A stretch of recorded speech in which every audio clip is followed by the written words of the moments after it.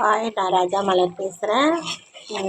புதினா கொத்தமல்லி போட்டு துவையல் செம்ம டேஸ்ட்டுங்க. சுடு சோத்தில் போட்டு இதை சாப்பிட்டோன்னு நினச்சிக்கோங்களேன், அவ்வளோ அருமையாக இருக்கும்.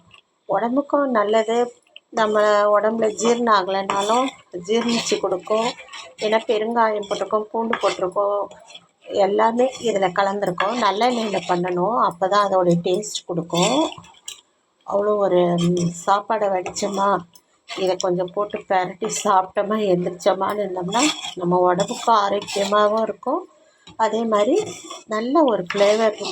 இது தலைமுடி கொட்டினா கூட தலைமுடிக்கு அவ்வளவு நல்லது. திரும்ப வளரக்கூடிய இது புதினா கொத்தமல்லிக்கும் இருக்குது.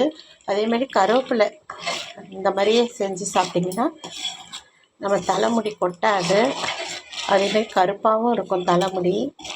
அவ்வளோ சீக்கிரம் நரைக்காது. சின்ன பசங்களுக்கெல்லாம் சீக்கிரம் இப்போ நிற உழுவுதில்ல, அதுக்கு இது ரொம்ப நல்லது. இது கூட இந்த கடுகு வெந்தயம் வறுத்து வச்சுருக்கோம், அதை போட்டுடணும். போட்டு லாஸ்ட்டாக இறக்கணும்னா அவ்வளோ டேஸ்ட்டாக